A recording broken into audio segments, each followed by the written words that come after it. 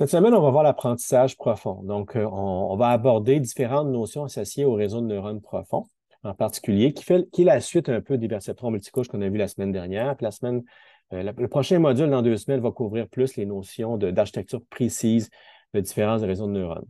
Et donc, l'apprentissage profond, il y a différentes motivations qui ont mené à l'apprentissage profond. Donc, si on fait un certain historique des réseaux de neurones, ce qu'on sait, c'est que les premières approches de type réseau de neurones artificiels ont été présentées en 1957 par Rosenblatt, où là, il a présenté le perceptron. Le même perceptron qu'on a vu il y a quelques semaines, qui est vraiment un modèle de discriminant linéaire, mais qui était inspiré de ce qu'on comprend euh, des neurones biologiques. C'était bien intéressant, mais en 67, Marvin Minsky du MIT a écrit un livre qui s'appelait Perceptron, qui a démontré que, dans le fond, ces modèles-là étaient incapables de traiter des données non linéairement séparables. Donc, ce n'était pas bien compris auparavant, mais Minsky a démontré en soi cette grande limitation-là. Minsky ne voulait pas torpiller les perceptrons, mais c'est l'effet que ça a eu, c'est-à-dire que les gens se sont fortement désintéressés aux approches neuronales, ont compris que le perceptron de Rosenblatt était très limité et probablement inutilisable pour faire quoi que ce soit de très élaboré. Donc, ça a un peu créé un mouvement de désintérêt important durant les années 70 et début 80 relativement aux approches neuronales pour faire l'intelligence artificielle. Ça a été au milieu des années 80 où Rumelhart, Hinton et Williams ont démontré que la rétropropagation des erreurs, des gradients, était possible, était une façon de faire pour entraîner des perceptrons à plusieurs couches. Donc, le perceptron multicouche, c'est un terme qu'ils ont inventé en 86, qui était l'idée de ne pas avoir une seule couche de perceptrons qui était limitée à des données linéairement séparables, mais d'en avoir plusieurs cascadées l'une dans l'autre et d'être capable de faire une rétropropagation des gradients, comme on a vu la semaine dernière, ce qui nous a amené au perceptron multicouche. Puis ça a quand même connu un bon succès, puis il y a eu un intérêt, une nouvelle vague d'intérêt dans les années fin 80, début 90 pour ces approches-là neuronales basées sur les perceptrons multicouches euh, telles qu'on l'a vu la semaine précédente. Ceci dit, ben, ça l'a ralenti vers la fin des années 90 parce qu'il y a eu d'autres approches en apprentissage automatique qui ont été proposées, entre autres les SVM, les Support Vector Machines, les séparateurs à vaste marge. Puis les SVM avaient quand même des propriétés intéressantes. C'était bien fondé au niveau mathématique. Elles offraient des garanties de convergence. Puis en pratique, ça fonctionne très bien avec des relativement petits jeux de données. Mais dans la fin des années 90, nos gros jeux de données sont les petits jeux de données de maintenant. Donc, c'était quand même très approprié à ce moment-là. Et le perceptron multicouche performait moins bien en général que les SVM sur ces jeux de données-là. Donc, ça a créé quand même une vague de désintérêt du fait que les réseaux de neurones artificiels ne sont pas nécessairement si bien fondés que ça au niveau mathématique et que leur performance était inférieure à des approches telles que les SVM. Ça a été plus au milieu des années 2000 où là, il y a eu vraiment des architectures où on a été au-delà d'avoir 2 couches cachées, mais d'avoir 5, 10 couches cachées. C'était rendu possible dans certaines circonstances, avec certaines techniques. Donc, ces premières architectures-là de réseaux de neurones profonds ont été proposées. Au début, c'était marginal, c'est quelques groupes, là, le groupe de Benjo à Montréal, Hinton à Toronto, le Quin à New York et quelques autres.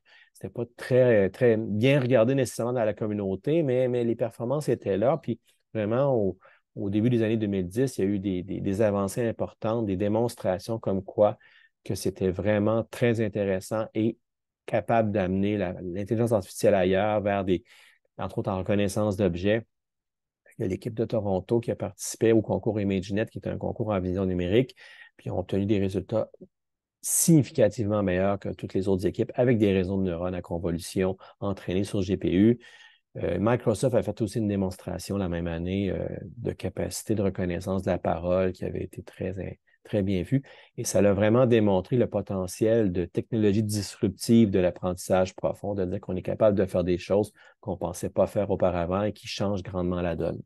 Et ça l'a amené assez rapidement à une explosion d'investissements privés en apprentissage automatique, donc les géants du web, Google, Facebook, maintenant Meta, et d'autres ont investi massivement dans le domaine parce qu'ils voyaient l'intérêt de l'apprentissage profond pour plusieurs choses qu'ils faisaient. Ils avaient donc le contexte était là, ils ont embauché, créé des équipes définissant du monde universitaire, mais aussi des professeurs d'université qui ont été embauchés pour créer les groupes de recherche qui vise à développer des éléments de technologie qui vont être très bénéfiques pour ces compagnies.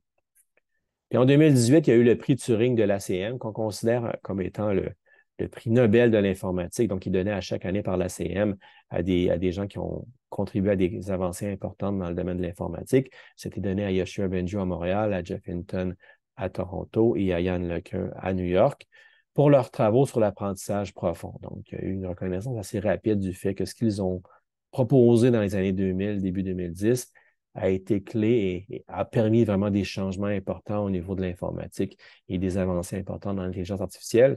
Puis on le voit maintenant depuis 2-3 ans, il y a les modèles, entre autres, génératifs d'envergure, les grands modèles de langue ou les modèles pour faire de l'image, comme ChatGPT pour la langue, qui est sorti l'année dernière, ça fait en 2022, et ça a eu un effet important au niveau du milieu.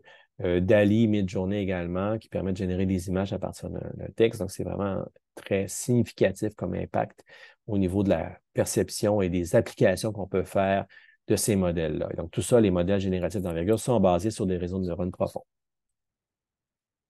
Ce qu'il faut comprendre, c'est pourquoi est-ce que c'est arrivé en 2005-2010 et non avant. Il y avait des conditions particulières qui l'ont permis à ce moment-là, qui ne le permettaient pas auparavant. Entre autres, la notion d'avoir l'accès à des très grands jeux de données. On est dans une ère du big data, donc on a des très gros jeux de données qui sont maintenant disponibles avec des millions, dizaines de millions d'instances, chose qui n'était pas vraie avant 2005-2000. Pourquoi c'est vrai maintenant? Entre autres, les notions d'avoir le web, les réseaux sociaux, permet à certaines entreprises d'accumuler une quantité incroyable d'informations, mais même aux gens dans les laboratoires universitaires également de se construire des jeux de données, d'images, de textes importants qu'on n'avait pas avant, qu'on n'était pas en mesure d'avoir, qu'on n'était même pas aussi en mesure de stocker parce qu'on n'avait même pas les capacités de stockage qui allaient avec. Donc, cette disponibilité-là est un élément clé parce que les réseaux de neurones profonds sont très gourmands aussi en données.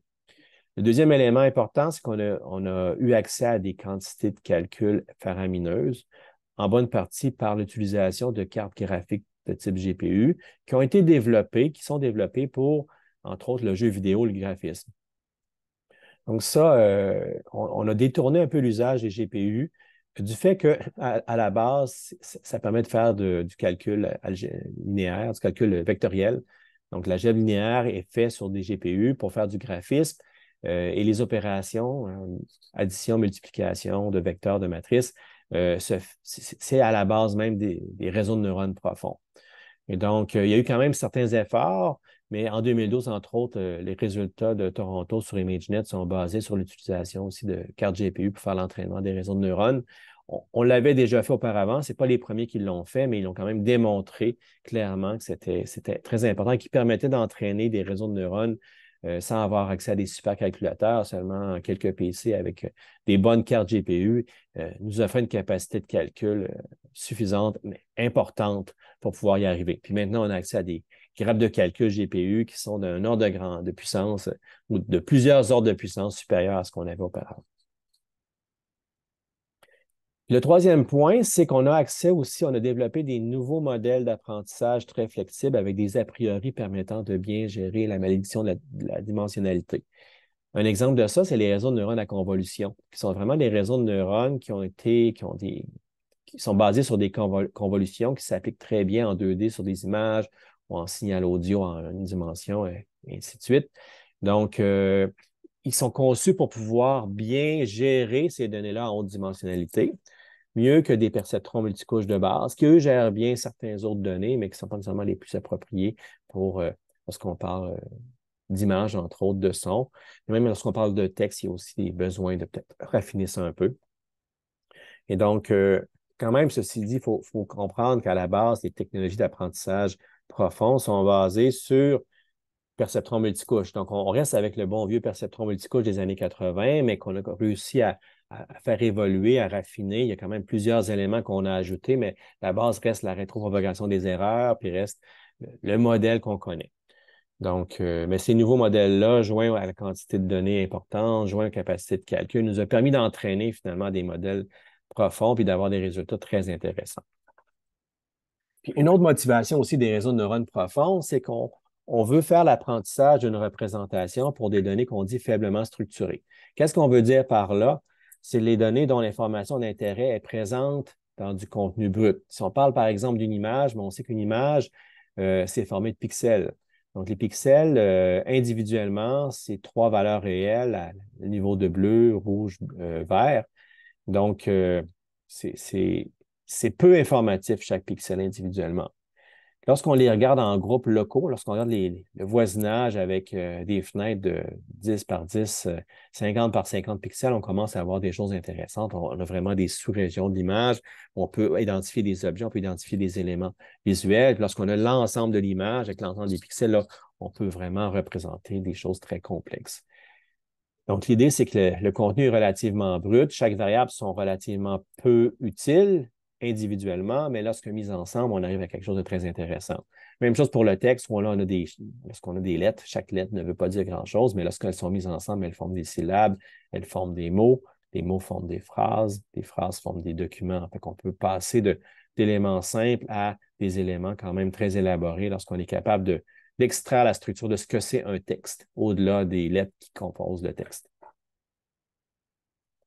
Ça fait opposition, on peut dire, à des données qu'on dit tabulaires, c'est-à-dire les données où on a un vecteur de valeur réelle, où chaque variable du vecteur est bien identifiée et a été choisie par un expert ou selon notre connaissance qu'on a du domaine, et on croit que la variable est pertinente pour faire la tâche qu'on veut faire. Et donc, ça implique quand même d'avoir travaillé a priori, d'avoir extrait l'information pertinente. Donc, on a structuré nos données par opposition à du texte, à des images et autres, où on n'a pas structuré nos données, on a les données relativement brutes, mais on va utiliser les réseaux de neurones profonds pour apprendre finalement une représentation de ces données-là brutes qui est adaptée à la tâche. Donc, dans le fond, on va viser à apprendre une représentation qui passe de l'image, par exemple, vers une représentation vectorielle utile pour classer selon certains critères. Si on veut faire du classement de caractères manuscrits selon 10 classes, comme on a avec MNIST, donc on a les chiffres manuscrits de 0 à 9, bien, on a 10 classes, on peut appliquer un réseau à convolution là-dessus. Le réseau à convolution va apprendre à extraire ce que représente un chiffre, ce qui est intéressant dans une image de chiffre, donc les traits de crayon, les courbures, les lignes droites, qui sont pertinentes selon leur position dans l'espace pour bien classer les données. Donc, on est passé d'image brute à une représentation utile pour faire du classement selon 10 classes, par exemple. Et ça, bien, ça l'évite de demander aux experts de faire l'ingénierie d'une représentation de données. Donc, directement, le réseau apprend à bien représenter les données. Mais le problème, c'est qu'il faut avoir beaucoup de données pour faire ça. Donc, on ne peut pas apprendre, si on peut dire, à un réseau de neurones avec peu de données. Ça prend énormément de données représentatives pour extraire ce qui serait intéressant. Donc, ça nous amène aussi à la compositionnalité de modèles. Donc, c'est nécessaire de composer des modèles pour faire de l'apprentissage automatique. Donc, l'idée, c'est que on va partir d'éléments de base simples qui représentent des concepts simples, puis on va être capable d'agglomérer, de composer, de mettre ensemble ces concepts simples-là pour générer des concepts de plus haut niveau, plus abstraits. Puis ça, on peut faire ça à plusieurs échelles. On part vraiment de la base. On peut dire, comme dans la langue naturelle, on va partir de lettres qui vont former des syllabes, qui vont former des mots, qui vont former des phrases, qui vont former des documents. Donc, on est passé d'éléments simples à un document qui peut énoncer des concepts très avancés, très abstraits, mais qui reste quand même à la base un agencement de lettres. Donc, exploiter la compositionnalité, ça permet un gain qu'on dit exponentiel en puissance de représentation. L'idée, c'est que on va s'intéresser à des représentations qu'on dit distribuées, où là, on va être capable vraiment de séparer ou d'identifier des éléments de base qui sont composés, mis ensemble de différentes façons avec d'autres éléments de base. Et donc, ça, c'est intéressant, puis ça permet vraiment d'extraire ces éléments de base-là qui peuvent aussi, après, permettre d'exprimer d'autres concepts qui n'ont pas nécessairement été vus dans nos données d'apprentissage, mais qui sont des compositions différentes de d'autres éléments. Et donc, des architectures profondes, l'idée, c'est qu'on va vraiment les organiser l'une dans l'autre. On va vraiment avoir des couches qui vont partir d'éléments simples qu'on va composer vers des éléments de plus en plus de haut niveau, de plus en plus abstraits, jusqu'à jusqu'aux dernières couches où là, on va prendre, par exemple, des décisions de classement. Et donc, l'argument, c'est que la composition de modèles est utile pour décrire notre monde efficacement. C'est de cette façon-là qu'on est en mesure de bien représenter le monde. C'est beaucoup plus efficace que de tenter d'apprendre et de représenter chaque notion individuellement par un exemple. Parce que là, à chaque fois qu'on fait face à une nouvelle notion, il faut apprendre un élément spécifique de cette nouvelle notion-là, alors qu'avec une composition de modèle, on est capable de seulement définir une nouvelle notion en recomposant plein d'autres notions plus basiques ensemble pour définir ce nouveau concept-là. Donc, ça nous amène à dire, bien, dans le fond, les représentations qu'on dit locales, comme ce qu'on a avec le cas plus proche voisin, ou ici à gauche, c'est une représentation avec la méthode du plus proche voisin. Puis on voit qu'on sépare notre espace. Là. Donc, on peut voir ici qu'on a on a une tessellation de Voronoi ici, où chaque cellule correspond finalement à la région où le point au milieu est le plus près. Donc, en faisant cette séparation-là de l'espace par des cas spécifiques, on représente localement nos données. Alors que si on y va avec 3 discriminants linéaires dans l'exemple ici, bon, on a 3 discriminants linéaires. Chaque discriminant coupe l'espace en 2, donc on est d'un côté ou de l'autre. Et alors, ben, ce qu'on peut voir, c'est qu'on peut identifier carrément 7 régions différentes à partir de 3 discriminants linéaires. Donc, on peut dire que ce n'est pas beaucoup plus avancé que la représentation locale, mais si on en ajoute d'autres, si on est à 10, 20 discriminants linéaires, on n'aura pas doublé ou multiplié par 10 la quantité d'espace. On va avoir plutôt découpé l'espace en des compositions de dizaines de milliers, centaines de milliers, de millions de régions différentes, de concepts différents, qui est, dans le fond, le fait qu'on ait séparé l'espace en deux plusieurs fois selon différentes façons. Et donc, ce qu'on peut dire, c'est qu'avec cette représentation-là, on a une capacité exponentiellement plus efficace de représenter nos données qu'une représentation plus locale. Donc, c'est beaucoup plus fort et ça nous permet vraiment de faire un passage à l'échelle sur la quantité d'informations, quantité d'éléments qu'on veut représenter. Puis ça, mais ça nous amène à l'idée, il y a eu des expériences comme quoi que les réseaux de neurones profonds, lorsqu'ils sont bien entraînés, ils apprennent beaucoup mieux que des réseaux qu'on appelle obèses. Des réseaux obèses, c'est des réseaux, on peut dire, avec moins de couches, peu de couches, mais beaucoup de neurones par couche. Donc, si on compare un perceptron multicouche, par exemple, à 3 couches cachées, ça correspond à notre ligne en vert. Donc, on voit notre perceptron multicouche, il y a un certain niveau de performance pour un certain jeu de données.